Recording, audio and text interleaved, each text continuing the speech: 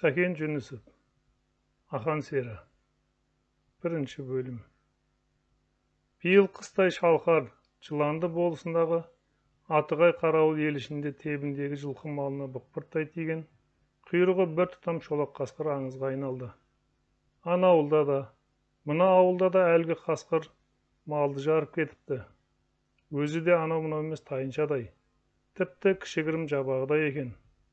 Боран шашыныңа, ашық жабығыңа, күн түніне қарамайды.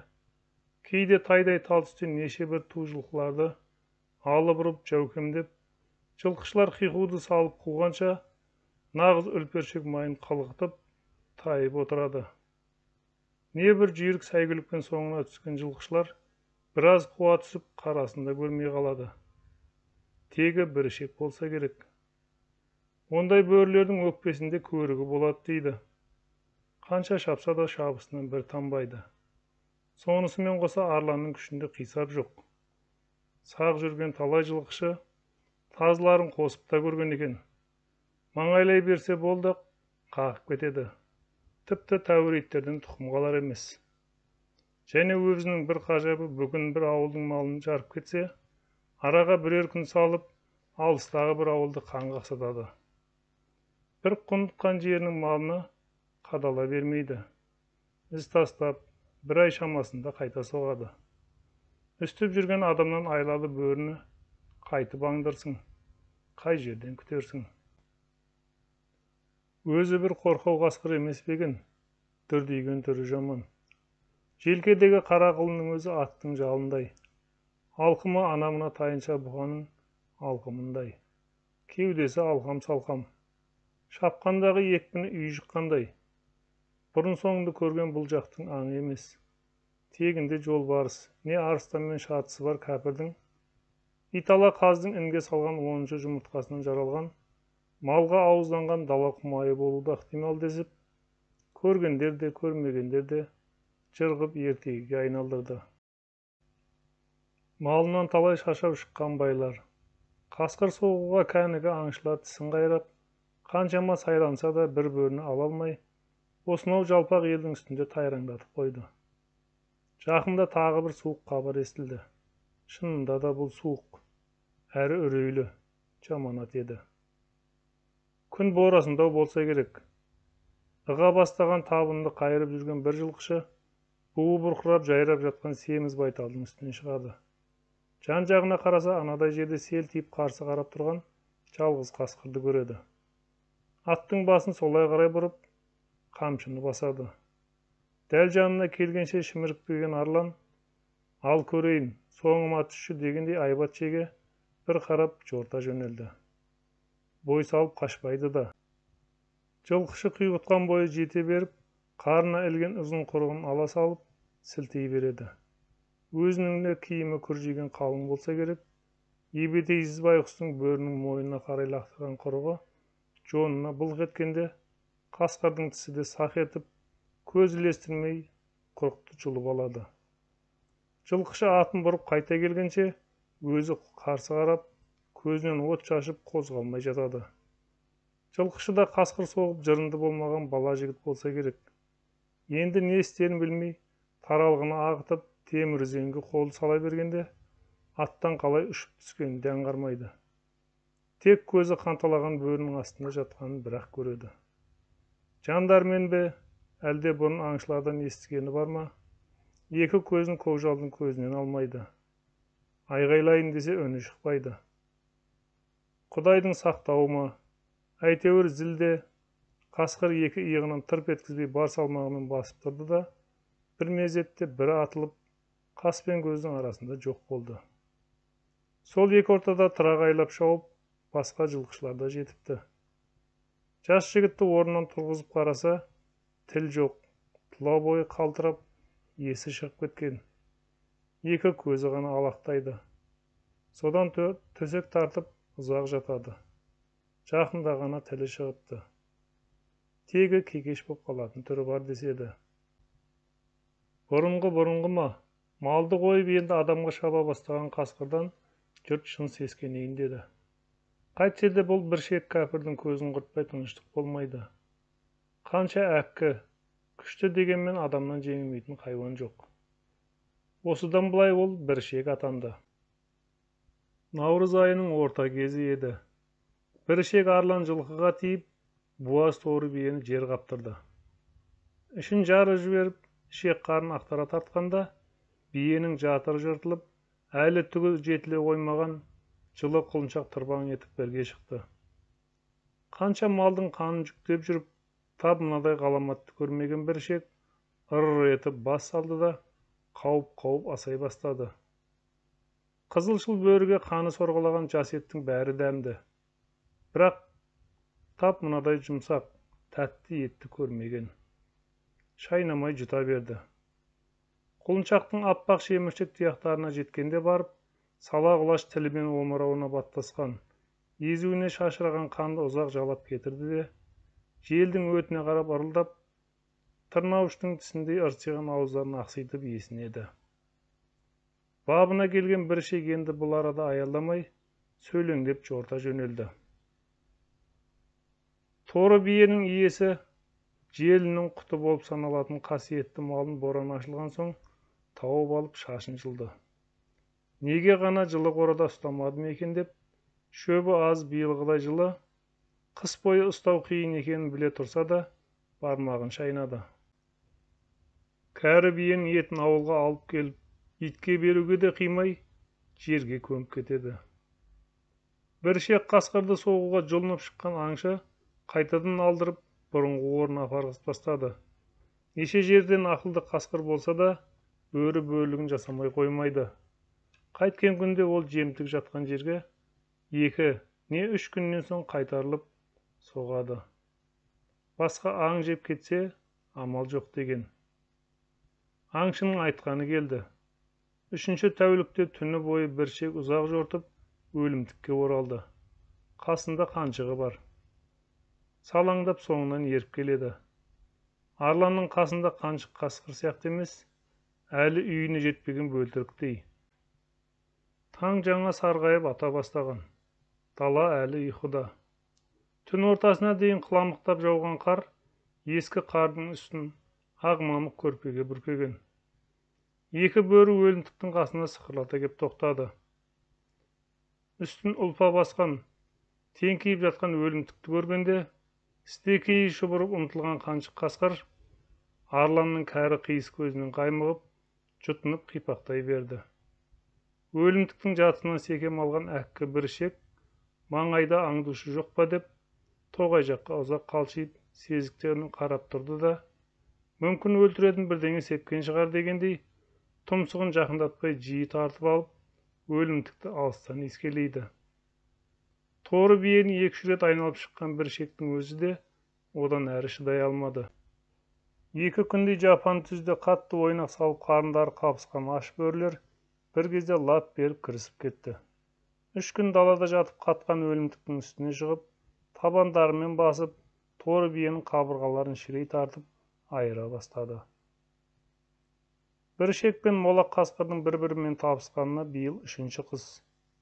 Ең алғаш екеуі осы арадан 3-4 шақырымдай жерде жырақ жатқан Теке көлінің маңында кездескен. Содан бері бір ішек пен қаншық қасқыр жұбын жазбай, бейғам елдің малын қыра берді. Тау тасы аз тоғайсыз жалаңаш адырлы жалпақ түзде ойларына келгенін істеді. Жылпос қаншықта арланның қасында асылып, малдың қай жағынан шығуын, қуғыншы болса қалай қашып құтылудың амалына әбден төселіп, тәсілденіп алды. Қанша дегенмен көп жүрген жыланда аяғын көрсетеді. Кейінгі кезде қос бөрінің соңына түсіп, аңдушылар да көбейді. Алғашқы күшіктері жаңа ауыздана бастағанда, шетінен сетін етіп, бірер айдың ішінде түгел соғып, көзін құртты. Келесі жылы шүпірлеген 8 күшікте құтаймады. Бауырларын көтеріп жарғақ құлақтары жаңа қатая бастағанда, 3-4 аңшы келіп түтін салып, шашалып, қақалып апаннан шұбыра шыққан бөлтіріктердің тілерсегін қиып қапқа салып әкеткен. 2 аяқты адам баласын әбден өшігіп, ауыл түбіндегі малдарына дейін жарып кетіп жүрген қос бөрі бір күні шын бақытсыздыққа тап болды. Бұлар қалың шіліктің арасымен жайбарақат келе жатыр еді. Қаншық оппа қардың үстінде өліп жатқан қоянды көрді. Әншейінде арланна бұрын қимылдамайтын жас Қаншық түлен түртіп қоянға ұмтылды. Бара ауыз сала берем дегенде, ойылған қарасынан әлдебір суық нәрсе оң аяғын сап еткізіп қауып алды. Зәресі ұшқан Қаншық аузындағы жемін тастай беріп, қаңқ етіп көкке қарғанда, салдыр-гүлдір етіп күртік астынан жасырынған темір қақпан бірге шықты. Жанталасып бұлқынып қайранға шыққан балықша бүктетіліп аласырған қасқырды шынжырлы азу жіберер емес. Қысқан үстіне қыса, тартқан сайын қайырымсыз болады, тісін батыра түседі. Жігіттің жігіті ғана табанмен бастырып зорға ашатын сом шаппа сүйегіне дейін жеткенде Қаншық қасқыр бар даусымен қыңсылап жіберді. Жапанды жаңғыртқан ащы дауыс арланның жынына тиді. Жан-жағына алақтап ашуланған бір ішектің зәрлі көзі шегірейіп, жалы тікірейе берді де, өзі аяғынан ілініп, ғарып болған қасқырды бас салып, домалатып талай бастады. Өз кінәсін мойындағандай қыбыр етпей жатып, жалбарынышты үнмен болар-болмас қыңсылаған ұрғашысын тастап кетуге қимаған ашулы арлан олай-бұлай шауып келді де, бір кезде қақпандағы аяққа ауызды салды. Аяусыз шайнап-шайнап тастады. Әлден уақытта оң аяғы жеп-жеңіл боп шыға келген Қаншық шоқаң-шоқаң етіп қиралаңдай жөнелді. Ақ қардың үстінде дірдектеп аққан қан жосылып келеді. Шіліктің қалың жеріне жетіп құлаған Қаншық шолақ аяғын ұзақ жалап, аянышты үнмен тұнжыға қыңсылай береді. Содан бұлай Қаншық шолақ боп қалған. Үш аяқпен шоқақтаған ол бір шекке енді серіктікке жарамай масыл бола бастады. Екі рет аңшылардың қолына түсіп қала жаздаған қос бөрі ақыры бұл жақтағы адамдардан зәрезеп боп, тауы шағылып, күздің сары суық қатқақ кезінде өлі-араның қараңғы қарлы жауынды түні ұзақ жолға шығып жер ауған. Бірнеше күн нәр сызбай күндіз-түні жортқан қасқырлар ақыры Сырымбет, Имантау, Айыртау, Сандықтау, Жыланды жерін жайлаған ағашты тау-тасты елге жетіп паналады. Бұл өңірде де мыңғырған мал, бұл жақта да еркін жайылған жылқы. Анда-санда жеке шыққан аяқтарын жеп кетсе де, аса іздеп аттан салмайтын марғау жұрт, кең халық. Бірақ адамға өшігіп кектеніп алған ашқарақ бөрі ондай сыпайылықты қайтсын. Бейғам елдің малына келе ауызды салды. Салған сайын құныға түсті.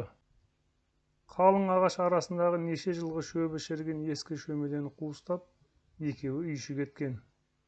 Бір ішек күнде бір жерден мал жеп қайтады да, артынан Қаншығын ертіп, өлім тікесілейті тойдырып алып қайтады. Қауіпті кезде ертуге запыста болған. Міне қазір де сол әдетімен 2-3 күн бұрын жығып кеткен малдың үстінде қос бөрі өлермендене түскен. Бір кезде етке тойып езуін жалай бастаған бір ішек басын оқыс көтеріп алды. Екі құлағы тікірейіп, кеудесін кере ұмтылып, көзі шігірейіп, әлденені тесіп жіберердей алысқа қадалып тұр. Қаншықта қалшиып, қыраулы кірпігін жиі қағып, арланына бір, алға бір қарайды. Бір ішектің құлағына маңқ еткен үрген иттің үні шалынды. Жер астынан талықсып шыққандай әлсіз. Бір ішек таза ауаға тұмсығын төсеп біраз тұрды да, алыстан жеткен жат иісті сезді. Таңғы ауада дабырлап сөйлеген үш адам үні құлағының түбінде дүгірлегендей болды. Танауы жыбырлап тыржия бастаған бір ішек алдыңғы аяғымен қарды тырмалап, ызалы қыңсылады да, өлімтікті бір айналып бағанағы келген жағына қарай жорта жөнелді. Қауіп атаулыны арланның әр қимылынан, көзінің жанарынан ұғатын молақ Қаншық зып етіп алға түсіп, шоқақтай жөнелді. Алғашында бірінен бірі озып отырған екі қасқыр бір қыр асқан соң бір топ қурай түбіне сарыды да, оңға қарай күрт бұрылып көсіле шапты. Бұл кезде күнде көтерілді. Аппақ қардың бетіндегі сан мыңдаған ұсақ жұлдызшалар жалт-жұлт етіп, неше құбылып көзді аштырмайды. Ерегіскенде күнде тынымсыз соғатын жел де жоқ. Шапқанда сыза түсіп отыратын тырнақ іздеріне дейін сайрап жатыр. 2-3 қыр асқан соң бөрі бейғам күйге ауысып, әдеттегі жайбарақат жортысқа түсті. Қарны тоқ молақ қаншық, сөйлең бүлкілдеген бір шекке еркелеп, бір-екі рет асылып, ойнағысы да келді. Асықпа, алысатын уақыт әлі алда. Әуелі мекенімізге жетіп алайық дегендей, бір шек қасқыр алға қарай жортады. Бұл кезде екі ит ерткен, өңкей қатқан жарау ат мінген, 5 аңшы өлімтіктің қасына жеткен. Өлімтікті жартысына дейін жеп, келген ізімен кері кеткен, қос қасқырдың ізі сайрап жатыр. Келгендегі іздерінің арасы жақын, қайтқан іздерінің арасы алшақ. Аңшылар көп аялдаған жоқ. Сүйреткен сойылдары қарсызып, жеңіл шоқырақпен аң соңынан салдырта жөнелді. Қасқыр алып әбден үйренген иттер жылмың қағып жиі жер иіскеп, оқтай атылып, аттылардың алдына шығады. Суыт жүрген аңшылар күн сау бойы көтерілген кезде көз ұшында кетіп бара жатқан екі қарайғанды көрді. Олар да сезіп қалса керек, шоқ ағаштың тасасына түсіп ғайып болды. Бірше құлағын тікірейіп артқа бір қарағанда көсіле тартқан. Бұл белгіні білетін молақ қасқыр алдына түсіп алып зымырай жөнелді. 3 аяққа әбден төселіп алған. Жарымжан аяғын көтеріп ап, зытқан кезде кез келген қуқыншыға қапелімде жеткізе қоятын түрі жоқ. Бірі шегенді адымын қысқартып, жеңіл шоқырақтап аялдай берді. Мұнысы қаншығы мүгедек болғалы істеп жүрген әдісі. Молақ көз көрім жерге ұзап, қуғыншылар жақындап қалғанда, арлан жалт беріп бір бүйірге қиыс тартты. Талай рет осы айламен аңшыларды алдап, соңына түсіріп қаншығын құтқарып қалған. Жоқ, бұл жолы олай болмады. Біраз жерге ұзап барып артына бір қайырылып еді, аттылар тура қаншық екеуі айырылысқан тұсқа жұптарын жазбай жеткен екен. Тізгіндерін тартып кідірді де, көлденеңдей бұрылған кер аттың үстіндегі біреу қолын сілтеп қасындағыларға бірдеңе дегендей болды. Содан соң ақ аңшылардың үшеуі молақтың соңына түсіп, екі ит ерткен екеуі осыларға қарай құйғытты. Бір шек өзіне сенімді, онша қауіп ойламайды. Бірақ қаншығының күні не болмақ? Қуғыншылар да жобасына қарағанда жолай кездесіп қызық қуған жүргіншілер емес, әдейі сайланып шыққан аңшылар сияқты. Көп сұрқылдайды көрген көзі жіті, тәжірибелі арлан аттардың түр-түсіне дейін, үстіндегі адамдардың киім киісі, сүйреткен сойылдарына дейін анық көрді. Әсіресе туа қастасқан қас жауы иттердің түр-тұлғасын анық байқады. Бірі торқы ұзын күдірейген сары ала итте, екіншісі мүше бітімі жинақы қара қасқа ит. Екеуі де ауыл ішінде мықтымсып көп үретін, барқылдаған немесе қасқырға айтақтасақ көрсін көрмесін арсылтап, далақтап жарыса шабатын майбасар төбеттерде емес, иелеріне қарап, солардың сыңайын аңдып, бұйрығын күтетін есті, алғыр иттер тәрізді. Бірішек тағы да бағытын өзгертіп, қайтадан қаншық кеткен жаққа қарай қабырғалай салды. Не де болса оның ізінен адастырып, бар аңшыны өзіне бұрып алмақ. Ойқастай шауып біраз лекітіп алған бірішек аз уақытта қаншығының қарасын көрді. Алғашқы шабысынан болжырап, шаршап қалған екен. Бағана түлкіде құлдырап жөнелгенде, аяғының ақсақтығы сезілмегендей еді. Енді қанша жаны ұшырып баққанымен, басы қалтаңдап, артына әлсін жалтақтап, шоқырақтап барады. 2-3 жыл серік болған молаққа арланның жаны ашыды. Бірақ енді көмек етер дәрмен жоқ. Қиқуды салып қуған 3 атты жан-жағынан қаумалап жақындап қалған. Бір амалын тауып жалтарып ағашқа еніп, жол тауып кетпесе, төнген ажалдан енді құтылуы неғайбыл. Осылай келе жатқанда бірішек өз соңдарынан дүрсілдеткен ат тұяғын сезді. Мойнын бұрып қарап еді, дәл қазір соғып алатындай қолындағы сойылын оңтайланып, әудем жерде ұшыртып, таяп қалған күрең қасқа аттыны байқады. Кер атты соңында алысырақ келеді. Түстері сұсты, екі итте тым айбарлы. Денесі сәл қызынып, буыны жазылып бабына келген біршек, Енді бұдан әрі жақындатудың қауіпті екенін сезіп, көсілте тартты. Әдеганда қанаты құстай ұшқан арлан қуғыншыдан сытыла жөнелген. Енді артына бұрылған жоқ. Түс ауа арлан Сырымбеттің бергі сілеміне ілікті. Тауда алыс емес. Енді асықпаса да болады. Жау қарасын үзгені қашан. Оның үстіне өрге қарай көтерілгенде, жол ауырлап ықтасынға түскен күртік қардың кей тұсы ойылып, бір шектің құлағының түбі жіпсігендей болған. Қалың тоғайдың шетінде өскен жалғыз қайыңның түбіне омбылап барып, бір айналып аяғын көтере берген арланның көзі шатынап тұра қалды. Шын ба, өтірік пе? Қалың қырау басқан сирек кірпігін қайта-қайта қағып, келген жағына үрке қарады. Басын қалың ұлпа қар көмген меңіреу тоғайдың бауырынан қылт еткен бағанағы кер аттылы аңшы ұшыртып келеді. Қасында сарала иті де бар. Бір ішек сала сарып, бұтына ағызап тамыза жөнелді.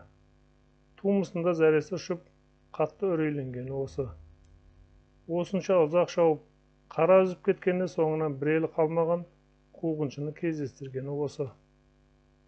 Арлан жандәрменді қайта қарқындап, тоғайдың тасасына айнала тартты.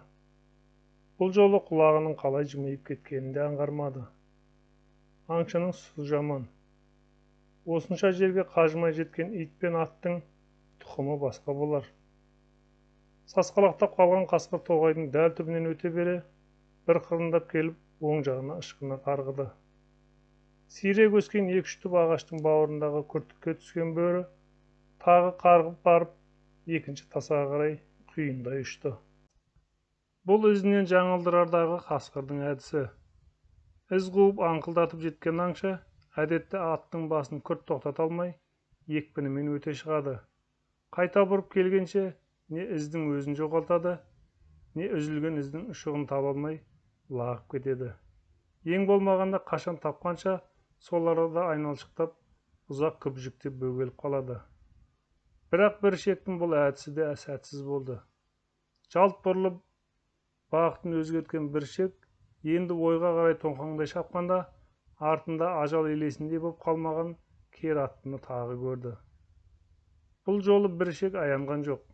Қайтсе де құтылудың қамын ойлап, бар күшін салды. Ғұмыры бұлай зымырап көрген жоқ шығар.